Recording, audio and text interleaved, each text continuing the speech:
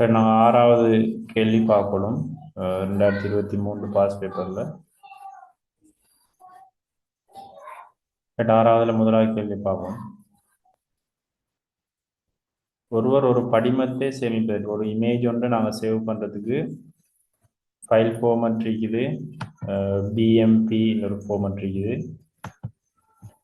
இமேஜ்ட file format தான் பிஎம்பிஎம் JPG. என்ன வேறு ஏதாவது தெரிஞ்ச இமேஜ் ஃபார்மட்?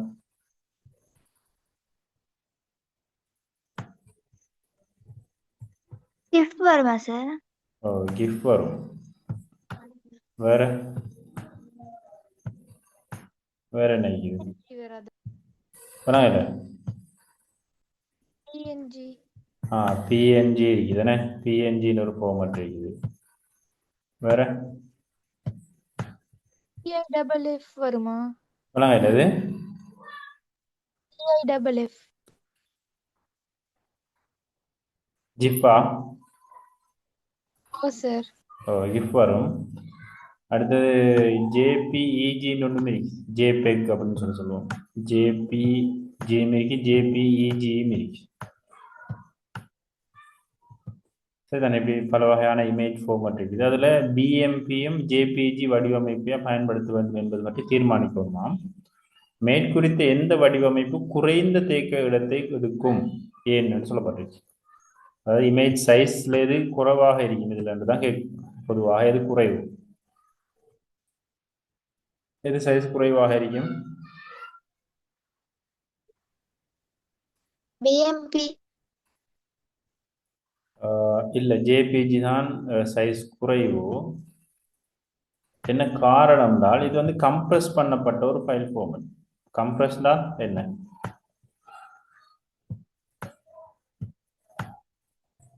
கம்ப்ரஸ்டா கம்ப்ரஸ் பண்றா என்ன?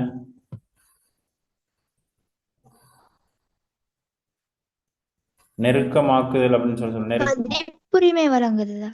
விளங்கல. என்ன சொன்னீங்க? இப்போ கம்ப்ரஸ்னா நாங்க பதிப்புரிமை வழங்கு. பதிப்புரிமையா? பதிப்புரிமைக்கு சம்பந்தம் இல்லை. பதிப்புரிமைன்றது நாங்க வந்துட்டு ஒரு ஆளோட அந்த ஏதாவது புத்தகங்களுக்கு எதுக்கு உரிமை தானே, அது பதிப்புரிமை. இது வந்து கம்ப்ரஸ் பண்ணப்பட்டதுனால் நெருக்கமாக்கப்பட்டது. நெருக்கமாக்கினால் சைஸ் என்ன செய்யும்? கம்ப்ரஸ் பண்ணப்பட்ட ஃபைல் குவாலிட்டி குறைவா இருக்கு. குறைவாகத்தான் இருக்கும். நாங்கள் வந்துட்டு பெரிய ஒரு ஃபைலை கம்ப்ரஸ் பண்ணி குறைந்த அளவு சைஸாக மாற்றலாம். ஆக இந்த ஜேபிஜி ஜேபிஇஜி எல்லாம் ஒரு கம்ப்ரஸ் பண்ணப்பட்ட ஃபைல். நெருக்கமாக்கல்லையும் ரெண்டு வகை இருக்குதானே. லொசி கம்ப்ரஸ், கம்ப்ரஷன், லொஸ்லெஸ் படிச்சீங்களா? கம்ப்ரஸ்லேயும் நான் ரெண்டு வகையான பாதிப்படையும் நெருக்கம், பாதிப்பில்லாத நெருக்கம், ரெண்டு வகையான நெருக்கம் இருக்குதானே. பாதிப்படையும் நெருக்கம்னா நாங்கள் கம்ப்ரஸ் பண்ணும்போது அதோட தரம் வந்துட்டு என்ன செய்யும்? குறையும். தரம் தரம் குறைவடையும். மூலவரைவின் தரத்தில் காணப்படாது, தரம் குறைவடையலாம். பாதிப்பில்லாத நெருக்கம்னால் மூலவரைவின் தரம் என்ன செய்யாது? மாற்றம் அடையாது. அதுல இந்த ஜேபிஜி ஜேபிஇஜி எல்லாம் வரும் பாதிப்படையும் நெருக்கத்துல தான் வரும். ஜேபிஇஜி டிஃப் ஜேபிஜி சரிதானே, இதெல்லாம் வரப்போது பாதிப்படையும் நெருக்கம். ஆகவே இதுல கட்டாயம் தரம் குறையும். அப்ப கம்ப்ரஸ் பண்ணப்பட்ட ஃபைல் தான் இது. கட்டாயம் அப்ப இது வந்துட்டு தரம் குறைவாகத்தான் காணப்படும். அதே மாதிரி கிஃப், பிஎன்ஜி, ரோ இதுவில் வந்துட்டு பாதிப்படையாத நெருக்கத்துக்கு உதாரணமாக இருக்கு.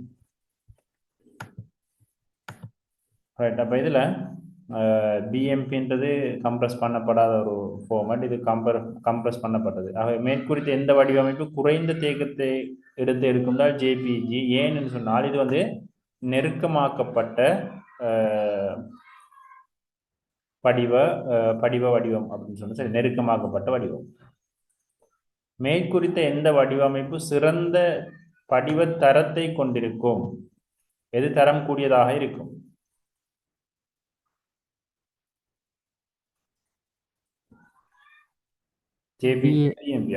பிஎம்பி. பிஎம்பி தான் தரம் கூடவாக இருக்கும் என்றால் அது கம்ப்ரஸ் பண்ணப்பட்டு என்ன பாதிப்படையும் நெருக்கமாக்கப்பட்டது தான் ஜேபிஜி.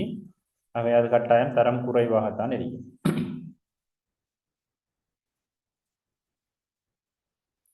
ரைட், அடுத்தது பரவல் வரைவுக்கும் நெறிய வரைவுக்கும் இடையிலான பிரதான வேறுபாட்டை எழுதட்டாம். என்ன வேறுபாடு? பரவல் பரவல் வரைவு வந்து ஓ பெரிதாக்கும் போது ஓ தரம் குறையும். தரம் குறைவு. நாங்க வந்துட்டு இதை வந்து நிறைய வரைவு பெரிதாக்கும் போது தரம் குறையும். குறையாது. இதை வந்து நாங்க என்ன படிமத்தின் அளவை வந்துட்டு பெரிதாக்கும் போது என்ன செய்யும்? தரம் குறையும். இதுல தரம் என்ன செய்தால் குறையும். நிறைய வரைப்பு நாங்க வந்துட்டு பெரிதாக்கும் போது தரம் என்ன செய்யாது? குறையாது. அது பிரதான ஒரு வேறுபாடு. அடுத்த இன்னொரு பிரதான வேறுபாடு தான் இது வந்துட்டு பிக்சல்களை கொண்டு ஆக்கப்பட்டிருக்கும். பரவல் வரைப்பு வந்துட்டு பிக்சல்களை கொண்டு ஆக்கப்படுறது. நிறைய வரைப்பு வந்துட்டு கணித ரீதியான எண்கணித வரைப்புகள் கோடுகள் அதுகளை கொண்டாக்கப்படுறது தான் நிறைய வரைப்பாக இருக்கும். அப்ப அதுல வேறுபாடும் உங்களுக்கு தந்திருப்பாங்க தானே. பரவல் வரைப்பானது பல்வேறு வர்ணங்களை கொண்ட படமூல கூட்டத்தால் உருவாக்கப்பட்டிருக்கு. பிக்சல்களை கொண்டு உருவாக்கப்படுது பரவல் வரைப்பு. ஆனால் நிறைய வரைப்பு ஆனது கேத்திர கணித உருக்களினால் உருவாக்கப்படுவது.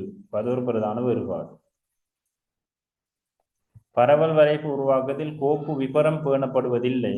ஆனால் நிறைய வரைப்பு உருவாக்கத்தில் நேர்கோடுகளின் எண்ணிக்கை, வளைகோடுகளின் எண்ணிக்கை, பிரயோகிக்கப்படுகின்ற வர்ணங்கள், ஆரம்ப முடிவு போன்ற விவரங்கள் பேணப்படுவதாம். இப்ப பரவல் வரைப்புல பேணப்படுறது இல்லை, இதுல பேணப்படுவது.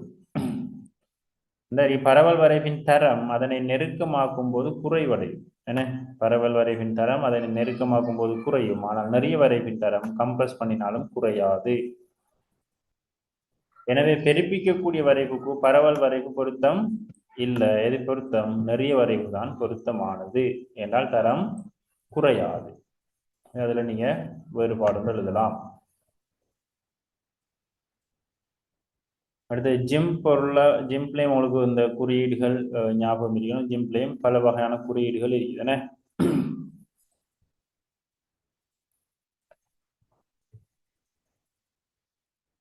இது வந்துட்டு நாங்கள் தேவையான பகுதி செவ்வக வடிவத்தில் அல்லது சதுர வடிவத்தில் தெரிகிறது. ஆகவே இந்த எலிப்ஸ் டூல் உங்களுக்கு தரப்பட்டிருக்குது. அது வந்து அதுதான் கேள்வி இருக்குதுன்னு. ஆகவே இந்த எலிப்ஸ் டூல் எதுக்கு நாங்கள் பயன்படுத்துவோம்? அப்போ தேவையான பகுதியை வட்ட அல்லது நீள்வட்ட வடிவத்தில் தெரிவு செய்யறதுக்கு தான் நாங்கள் எலிப்ஸ் டூலை பயன்படுத்துவோம். சரியா? அடுத்து உங்களுக்கு கேள்வி தரப்பட்டிருக்கு இந்த லெசோ டூல் அல்லது ஃப்ரீ டூல்னு சொல்லுவோம். லெசோ டூல்ன்றது சுட்டியின் உதவியுடன் தேவையான பகுதியை தேவையான வடிவத்தில் அவை எந்த வடிவத்திலையும் தெரிவு செய்யலாம். அப்போ இது வந்துட்டு வட்ட வடிவத்தில் மட்டும்தான் தெரிவு செய்யறதுக்கு இதை பயன்படுத்துவோம். பெட்டி வடிவத்தில் செவ்வகம் அல்லது சதுர வடிவத்தில் தெரிவு செய்யறதுக்கு ரெக்டாங்கிளை பயன்படுத்தலாம். இமேஜில் தேவையான வடிவத்தில் நாங்கள் தேவையான பகுதியை தெரிவு செய்யறதுக்கு இந்த லெசோ டூலை பயன்படுத்தலாம். லெசோ டூலும் கேட்கப்பட்டிருக்கு.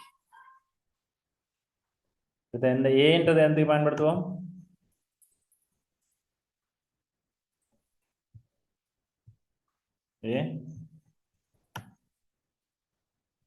இது நாங்கள் டைப் பண்ணுறதுக்கு என்ன நாங்கள் வந்துட்டு எழுத்துக்களை டைப் பண்ணுறதுக்கு தான் இது பயன்படுத்துவோம்.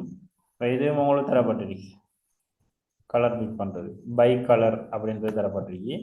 அது வந்து பயன்படுத்துறது தெரிவு செய்த வர்ணம் படிமத்தில் எங்கே காணப்படினோம் அந்த வர்ணத்தையுடைய பகுதியில் தெரிவு செய்யுது. இந்த கலர் வந்துட்டு அந்த இமேஜில் எங்கெங்கெல்லாம் இருக்குதோ அந்த அந்த கலர் உள்ள பகுதியில் மட்டும் தெரிவு செய்யப்படும். கலரின் அடிப்படையில் இமேஜில் உள்ள பகுதியை தெரிவு செய்யறதுக்கு தான் இந்த பை கலரை நாங்கள் பயன்படுத்துவோம். இந்த ஏன்றது நாங்கள் வந்துட்டு எழுத்துக்களை டைப் பண்ணுறதுக்கு அதை கிளிக் பண்ணி போட்டு டைப் பண்ணி சரிதான் டெக்ஸ்ட் எழுத்துக்களை உட்புகுத்துறதுக்கு பயன்படுத்துவோம். அது கிளியரா?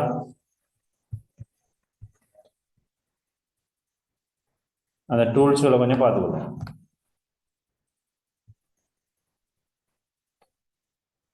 ஜிம்ப் மென்பொருளில் உள்ள குளோன் டூல் எதுக்காக பயன்படுத்தப்படும்? ஜிம்ப்ல உள்ள குளோன் நாங்கள் எதுக்கு பயன்படுத்துவோம்? எதுக்கு பயன்படுத்துவோம்? பகுதியில் இருக்கிற ஒரு விஷயத்தை இன்னொரு இடத்துக்கு பிரதி செய்யறதுக்கு. ஒரு வரைவில் தெரிவு செய்த பகுதி வேறொரு இடத்துல வந்துட்டு காப்பி பண்றதுக்கு நாங்கள் என்ன ஒரு பகுதியை தெரிவு செஞ்சு இன்னொரு இடத்துல காப்பி பண்ணுறதுக்கு தான் இந்த க்ளோன் டூலை பயன்படுத்துவோம்.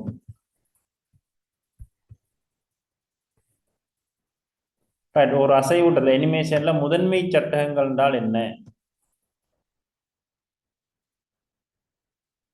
ஒரு அனிமேஷன்ல ஒரு சட்டத்துல தொடக்கத்திலேயும் முடிவுல இருக்கிற சட்டம். ஒரு அனிமேஷன்ல ஒரு அசைவூட்டத்தின் தொடக்கத்திலும் இறுதியிலும் காணப்படக்கூடிய சட்டகங்களை நாங்கள் சொல்லுவோம் முதன்மை சட்டகம். அவை தொடக்கத்துக்கும் இடையிலையும் இறுதிக்கும் இடையில இருக்கக்கூடிய சட்டகங்கள் நாங்கள் என்னன்னு சொல்லுவோம்? துணை சட்டம்.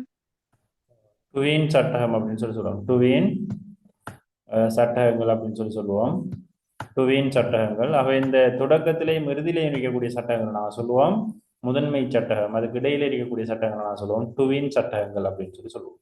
சரியாது?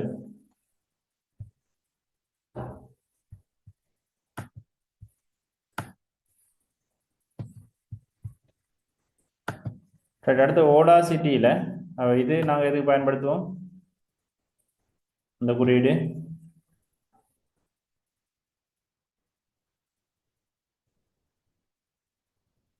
இது செலக்ட் என்ன? இது வந்து செலக்ட் பண்றதுக்கு நாங்கள் வந்துட்டு ஆடியோ வந்து சில பகுதிகளை நாங்கள் தெரிவு செய்யறதுக்கு பயன்படுத்தி இது இது ட்ரிம் என்ன? ட்ரிம் பண்றதுக்கு நாங்கள் தேவையான பகுதியை வெட்டி நீக்கிறதுக்கு குறைக்கிறதுக்கு பயன்படுத்தலாம் ட்ரிம் அப்படின்னு சொல்லுவோம். இது நான் சொல்லுவோம் சைலண்ட் என்ன? ஹெச் மாதிரி வர்றது நான் சொல்லுவோம் சைலண்ட். சைலண்ட்னால் ஆடியோவில் உள்ள சைலண்டான பகுதி, அதாவது வந்துட்டு நாங்கள் வந்து எந்த ஒரு அந்த இதுவும் இல்லாத பகுதிகளை நாங்கள் தெரிவு செய்யறது, சைலண்டான பகுதிகளை தெரிவு செய்யறதுக்கு நாங்கள் இந்த குறியீட்டை பயன்படுத்தி. சரியா? அது கிளியரா?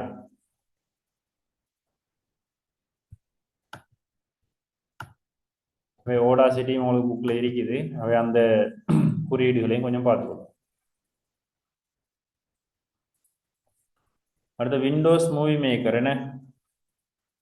அதில் வந்து நாங்கள் வீடியோகள், அப்போ இது வந்துட்டு ஆடியோ எடிட் பண்ணுறதுக்கு நாங்கள் பயன்படுத்துறது.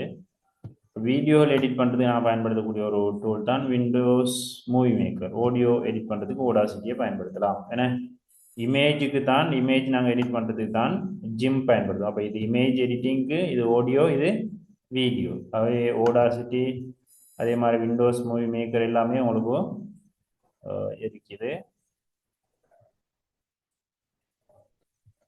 விண்டோஸ் மூவி மேக்கர்லேயும் பிரதானமாக 3 பகுதிகள் இருக்கும். நாங்கள் சாஃப்ட்வேர் ஓப்பன் பண்ணி பார்த்தோம்னு சொன்னாங்க. என்னென்ன பகுதிகள்?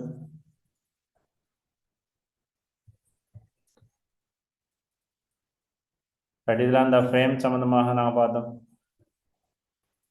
அசைவூட்டங்கள் என்ன?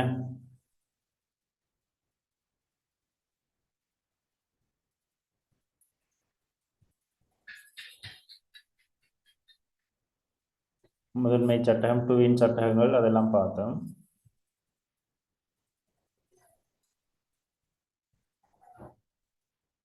புக்கில் இருக்கும் உங்களுக்கு.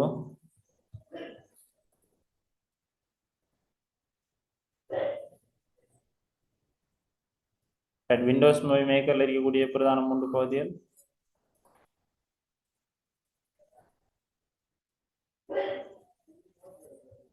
என்னது?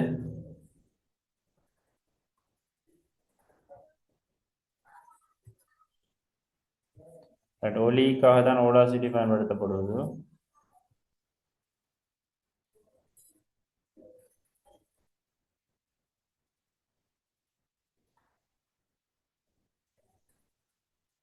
அதில் அந்த டூல்ஸ்களை கொஞ்சம் பார்த்துக்கொள்ளுங்க. இந்த டூல்ஸ்களை கொஞ்சம் பார்த்துக்கொள்ளுங்க ஓடாசிட்டியில்.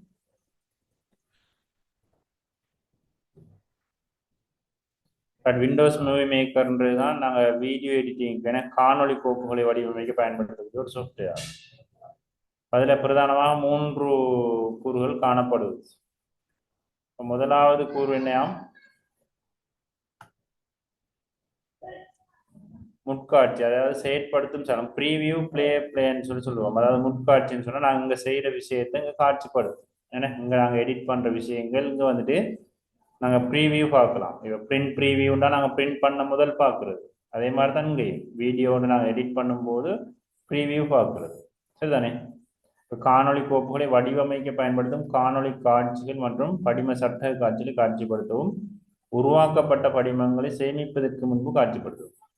நாங்கள் இங்கே உருவாக்குற விஷயங்களை இங்கே வந்து நாங்கள் என்ன செய்யலாம், போட்டு பார்க்கலாம் சரியாக இருக்குதான்னு சொல்லி ப்ரீவியூ பார்க்கறதுக்கான ஒரு பேனல் இங்கே இருக்குது. அடுத்த டைம்லைன் ஸ்டேஜ் ஒன்று இருக்குது. ரெண்டாம் டைம்லைன் ஸ்டேஜ் என்ன? அப்போ இங்கே தான் இருக்கக்கூடிய அந்த எடிட்டிங் அது விஷயங்கள் இருக்குது. வடிவமைப்பதற்கு உபயோகிக்கப்படுகின்ற காணொளி காட்சிகள் படிம சட்டகங்கள் மற்றும் ஒலிக்கோப்புகள் போன்றன இப்பகுதியில் காட்சிப்படுத்தப்படுமாம். கால எல்லை வரையறுக்கப்படாமல் இருப்பதுடன் காணொளி காட்சிகள் மற்றும் படிம சட்டங்கள் போன்றன தெளிவாக இங்கே காட்சிப்படுத்தப்படும். ரைட்டாக இங்கே வந்துட்டு நாங்கள் எடிட் பண்ணுறதுக்கான விஷயங்கள் இருக்குது. மூன்றாவது நம்பர் வந்துட்டு தொகுப்பு செய்யும் சார் எடிட்டிங் ஃபங்க்ஷன் பேனல். அவ இங்கே தான் எடிட் பண்ணுறதுக்கான டூல்ஸ் எல்லாம் இருக்குது. ரெண்டாம் நம்பரில் வச்சுக்கொண்டு தான் நாங்கள் எடிட் பண்ண போகிறோம். அப்போ அங்கே வந்துட்டு நாங்கள் மூணாம் நம்பர்லேருந்து நாங்கள் செலக்ட் பண்ணலாம். ஏன்னா தொகுப்பு செய்யும் சார் எடிட்டிங் ஃபங்க்ஷன் பேனலில் தான் அந்த விஷயங்கள் இருக்குது. அப்போ டைம்லைன் ஸ்டேஜில் வச்சு தான் நாங்கள் என்ன செய்ய போகிறோம், எடிட் பண்ண போகிறோம். அப்போ இப்படி பிரதானமாக 3 பகுதிகள் விண்டோஸ் மூவி மேக்கரில் இருக்குது. அதான் கேட்கப்பட்டிருக்கீங்க. விண்டோஸ் மூவி மேக்கர் மென்பொருளின் இடைமுகத்தின் பின்வரும் ஏபி ஆகிய பகுதிகளை முன்காட்சி செயற்படுத்தும் சாளரம். இப்போ இங்கே வந்துட்டு நாங்கள் வந்துட்டு முன்காட்சி பார்க்குறது, ப்ரீவியூ பார்க்குறது, நேரப்பட்ட மேடையில் தான் நாங்கள் எடிட் பண்ணுறது. ஏன்னா மேற்குறித்த மென்பொருள் தொடங்கப்பட்டு காணொளியில் இடம்பெற வேண்டிய எல்லா கூறுகளும் தேர்ந்தெடுக்கப்படுகின்றன. மேற்குறித்த மென்பொருள் தொடங்கப்பட்டு காணொளியில் இடம்பெற வேண்டிய எல்லா கூறுகளும் தேர்ந்தெடுக்கப்படுகின்றன கொள்கை. ஏ, பி ஆகியவற்றில் எது இக்கூறுகளின் ஒழுங்கமைப்பை காட்டும்? எது தேவைன்னு கேட்கப்படுது, ஏயா பியா? இதுதான் கேள்வி.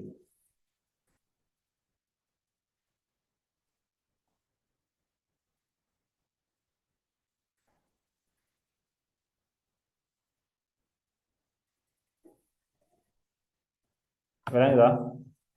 ஏ. ஓ, மேற்குறித்த மென்பொருள் தொடங்கப்பட்டு காணொளி இடம்பெற எல்லா கூறுகளும் தேர்ந்தெடுக்கப்பட்டுட்டு தானே, எல்லா கூறுகளும் தேர்ந்தெடுக்கப்பட்டுட்டுன்னா நாங்கள் ப்ரீவியூ தான் பார்ப்போம். அவை முன்காட்சி செயற்படுத்தும் சாளரம் தான் இங்கே அப்போ பயன்படுத்தப்படுது. சரிதானே? அங்கே எடிட் பண்ணுறதுக்கு தான் நாங்கள் நேரப்பட்ட முறையை பயன்படுத்தும். அவையே தான் பொருத்தமானது.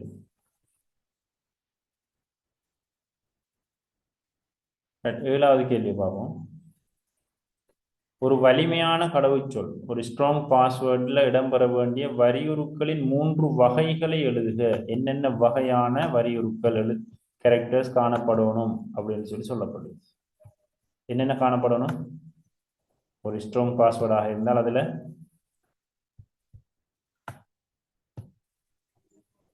வரியுருக்களின் வகைகள், எழுத்துகள் காணப்படணும். என்ன அப்படித்தானே? எழுத்துகள் காணப்படணும் தானே? நம்பர்ஸ் பயன்படுத்தப்படும். நம்பர்ஸ் இலக்கங்கள் வரணும். அடுத்து குறியீடுகள் காணப்படும். என்ன? குறியீடுகள் சிம்போல்ஸ் காணப்படும். லெட்டர்ஸ் வரணும். லெட்டர்ஸ் அதான் எழுத்துக்கள். Letters, numbers, symbols. சரிதானே? குறியீடுகள். கருத்து திருட்டு அல்லது எழுத்து திருட்டு என்றால் என்ன? பிளேகியாரிசம் என்றால் என்ன?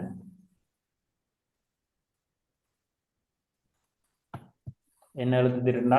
கருத்து திருட்டுனால் இன்னொரு ஆள் செஞ்சு போட்டது அதை வேறொரு ஆள் எடுத்து அப்படியே பேரை மாற்றி கொடுக்குது. அதை நாங்கள் எழுதலாம். ஒருவருடைய எண்ணங்கள் கருத்துக்களை தமது எண்ணங்கள் கருத்துக்களாக வெளியிடும். இன்னொருவரின் எண்ணங்கள் கருத்துக்கள் என என்பவற்றை தமது எண்ணங்கள் கருத்துக்களாக வெளியிடல் தான் கருத்து திருட்டு. சொல்லுங்க. இன்னொரு ஆளுக்கு உரிமையான விஷயத்த அவரோட பேர்ல இல்லாம எங்கட பேர்ல நாங்க வெளியிடுறது, அதுதான் கருத்து திருட்டு. மூன்றாவது, எம்மிடம் ஏற்கனவே உள்ள மின்னணு உருப்படிகளை பாதுகாப்பது அவை மின்கழிவு பொருட்களுடன் சேர்க்கப்படுவதை நிறுத்துவதற்கான ஒரு வழியாகும். ஆகவே ஏற்கனவே உள்ள பொருட்களை நாங்கள் திரும்ப பாதுகாப்பது, ஏற்கனவே பாதுகாப்பது அவை மின்கழிவு பொருட்களுடன் சேர்க்கப்படுவதை நிறுத்துவதற்கான ஒரு வழியாகும். அவை 3 வழி இருக்கு தானே 3Rல. ஓ சார். reduce, ரெடியூஸ், அடுத்தது reuse, reuse, reuse, recycle, recycle. Recycle. என்ன அப்ப இதுல எதை பத்தி சொல்றான்? ரீசைக்கிள். ரீசைக்கிளா சொல்லப்படுது. எங்கள்கிட்ட ஏற்கனவே உள்ள உருப்படிகளை பாதுகாத்து நாங்கள் திரும்ப பயன்படுத்துறேன். Reuse. ரீயூஸ். ரெடியூஸ். ரீயூஸ். என்ன எங்கள்கிட்ட ஏற்கனவே உள்ள உருப்படிகளை பாதுகாத்துனா நாங்கள் அப்போ அதைத்தான் திரும்ப திரும்ப பயன்படுத்துவோம். ரெடியூஸ்னா நாங்கள் பாவனை குறைக்கிறது தானே. இதில் பொதுவாக ரீயூஸை பற்றி சொல்லப்படுது. மின்கழிவு பொருட்களுடன் சேர்க்கப்படுவதை நிறுத்துவதற்கான ஒரு வழியாகும். நீங்கள் பயன்படுத்தும் மேசை கணினியில் வன்பொருட்கள் நெடுங்காலத்திற்கு பிரச்சனைகள் என்று சேவையாற்றுவதை உறுதிப்படுத்துது. அப்போ மேசை கணினியின் வன்பொருட்கள் நெடுங்காலத்திற்கு, அப்போ உங்களோட கம்ப்யூட்டர்ல இருக்கிற வன்பொருட்கள் கீபோர்டாக இருக்கலாம், மவுஸாக இருக்கலாம், மானிட்டராக இருக்கலாம், நெடுங்காலத்திற்கு பிரச்சனைகள் என்று சேவையாற்றுவதற்கு, அவை பழுதாகிடாம பிரச்சனை இல்லாம நாங்கள் பயன்படுத்துறதுக்கு நீங்கள் மேற்கொள்ளத்தக்க ஏதாவது 2 நடவடிக்கையை சொல்லலாம். என்ன செய்யலாம்? Reduce, reuse. பாதுகாப்பு. இல்ல இது சொல்றா, நீங்க உங்களோட வன்பொருட்களை நீங்க வந்துட்டு என்ன செய்யணும், நீங்க இப்ப ரெடியூஸ் தான், இந்த ரீயூஸ் தான் பாதிக்க போறீங்க. அதே பொருளை என்ன நீண்ட காலத்துக்கு அந்த வன்பொருட்களை பயன்படுத்தணுமாக என்ன ரெடியூஸ் சொல்லலாம். நீங்க அதாவது நீங்க பாவனை குறைக்கலாம். என்ன நீங்க வந்துட்டு அதிகமாக பயன்படுத்தாம தேவைக்கு மட்டும் பயன்படுத்தலாம் சொல்லலாம். ரைட், அது ஒன்று சொல்லலாம். ரெடியூஸா சொல்லலாம். வேற பூச்சி பாதுகாக்கிற பூச்சி. ஓ, அதாவது வந்துட்டு நாங்க பாதுகாப்பான நாங்க தூசுகள் என்ன தண்ணீர், அதாவது பௌதீக சூழல் அந்த பிரச்சனைகள்ல இருந்து அந்த வன்பொருள் பாதுகாப்பாக இருக்கிறத நாங்கள் உறுதிப்படுத்துறது. என்ன பாதுகாப்பான அறைகள்ல வச்சு கொண்டு கணனியை பயன்படுத்துறது, அது ஒரு முறையாக சொல்லலாம். வேற கவனமான முறையில கையாளுது. கவனமாக கையாளல்.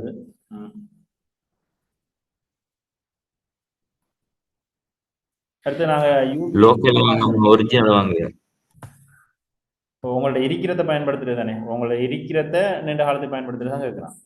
நாங்கள் யூபிஎஸ் ஒன்று பயன்படுத்தலாம். என்ன யூபிஎஸ்டா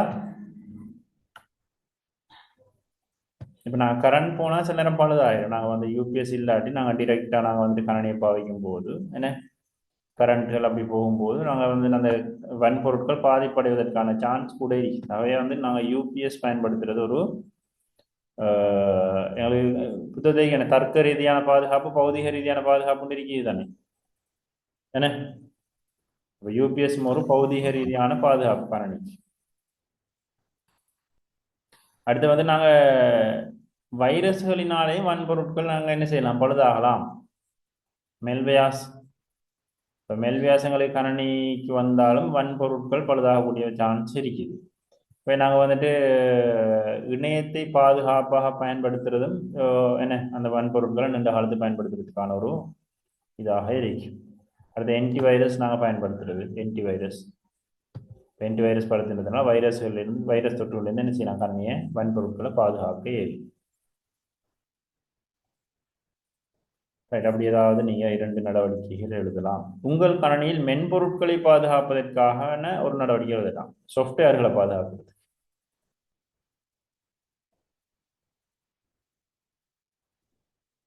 சாஃப்ட்வேர்களை எப்படி பாதுகாக்கலாம்?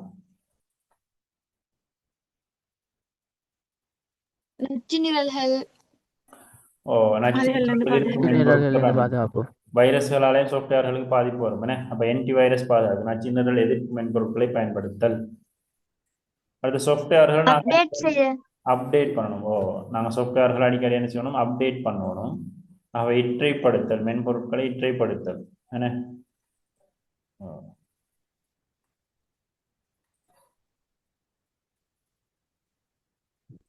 அடுத்தது பின்வரும் ஒவ்வொரு சம்பந்தமாகவும் ஒருவர் பின்பற்றத்தக்க ஒரு நல்ல பழக்கத்தை தருக. தன்னுடைய கணனியில் தேக்கி வைத்திருக்கின்ற கோப்புகளை கண்டுபிடிப்பதை இலகுவாக்குறது. ஃபைல்களை லேசாக தேடிக்கொள்றதுக்கு என்ன வழிமுறைகளை கையாளலாம்? ஒரு சிறந்த பெயர் முறைகளை பாவித்தல். லேசான பெயர் ஒன்று பாவிக்கிறேன். கோப்புகளுக்கு இலகுவான பெயர்களை என்ன ரீநேம் பண்றது. வேற வட்டு பிரிவிடல். வட்டு பிரிவிடல் மேற்கொள்றது. வட்டு பிரிவிடல் தான் நாங்கள் வந்துட்டு இலகுவா தேடிக்கொள்ளும். இந்த பிரிவுக்குள்ள டிக்குள்ளே தான் இருக்கு, எடிஃபிகேஷன் தான் இருக்கு, இக்குள்ள எங்களுக்கு என்ன படங்கள் தான் இருக்குது, இல்லாட்டி ஃபோட்டோஸ் தான் இருக்குது சொல்லி நாங்கள் ஒவ்வொரு பிரிவிடலை மேற்கொள்ளலாம். வட்டு பிரிவிடல் நல்ல ஒரு முறை. வேற நேம் ஆஃப் ஃபோல்டர்களை திறக்காம குறித்த ஃபோல்டரை மட்டும் திறந்து பயன்படுத்து. தனித்தனி ஃபோல்டரை இருக்குது. ஒவ்வொரு விஷயங்களுக்காகவும் என்ன செய்யுது, கோப்புரைகளை கையாளுது. கோப்புரைகளை கையாளுறது.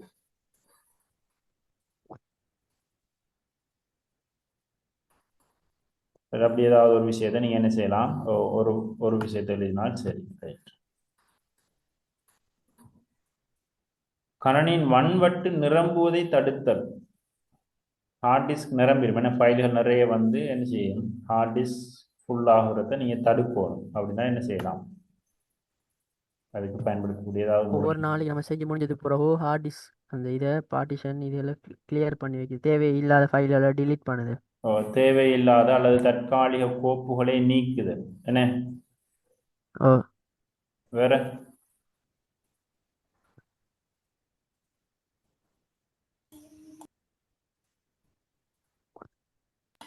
ஆட்டோவா delete ஆகிறது மாதிரி system திறக்கிறத setting. தவிர்த்த என்ன விளங்கல?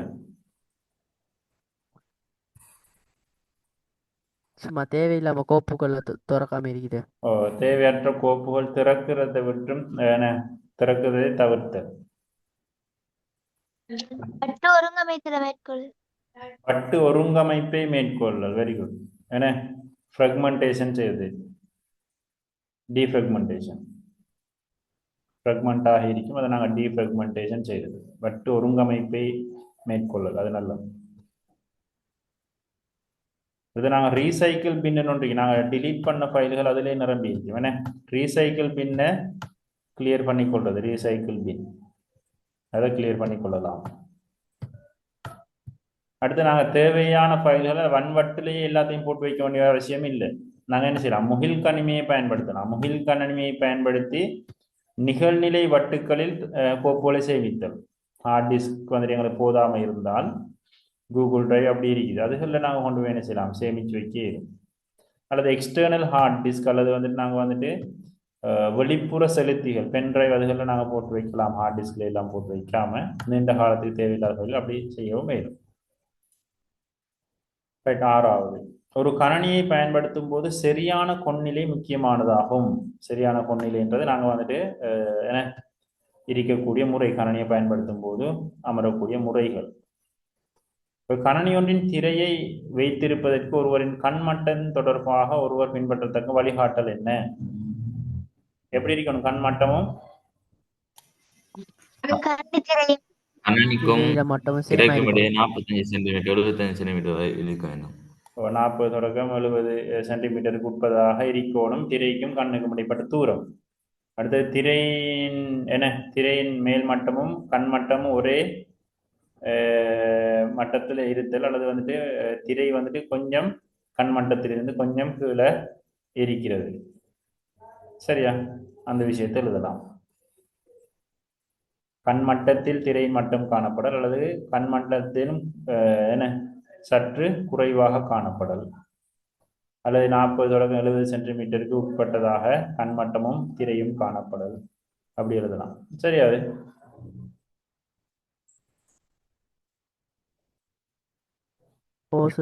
அடுத்தது, ஒரு மாவட்டத்தில் வசிக்கும் பிரஜைகள் அனைவரது விவரங்களை கொண்ட ஒரு பிரஜைகள் தரவுத்தளத்தை உருவாக்குவதற்கு ஆலோசிக்கப்படுது. அப்போ ஒரு மாவட்டத்தில் வசிக்கக்கூடிய பிரஜைகள் அனைவரது விவரத்தை கொண்ட ஒரு டேட்டா பேஸ். அப்போ எல்லார விவரமும் இருக்குமா அதில். அந்த தரவுத்தளத்தில் ஒரு பிரஜைக்கு சேர்க்கப்பட வேண்டிய விவரங்களான பெயர், இருக்கை, முகவரி, பிறந்த திகதி, பாலினம், என்ஐசி, அவருடைய பெற்றோர் என்ஐசி, பிரஜைகளின் பிறப்பு, இறப்பு, புலம்பெயர்வு எல்லாம் இந்த தரவுத்தளத்தில் இருக்கு. இப்போ எந்த ஒரு ஆளோட விபரம் கேட்டாலும் நாங்கள் என்ன செய்யணும், சர்ச் பண்ணி எடுத்துக்கொள்ள இயலும். என்ன? இம்முன்மொழியப்பட்ட முறைமையின் ஒரு நன்மையை எழுதுக.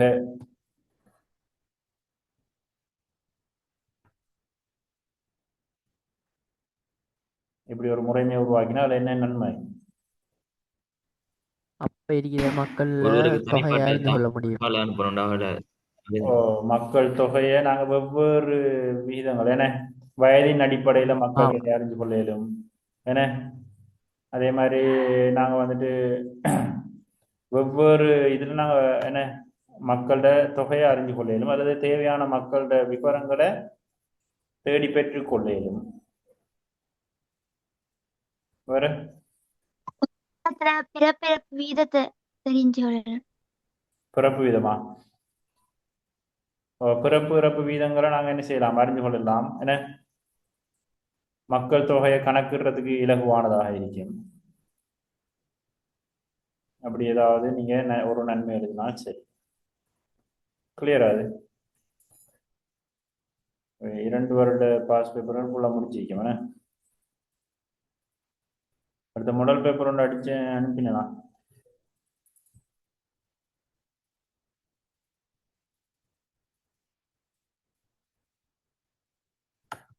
செஞ்சு பார்த்தீங்களா?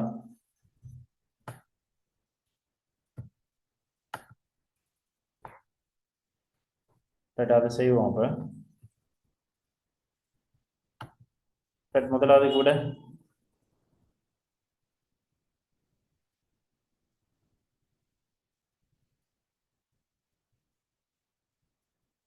எத்தனாவது வருது?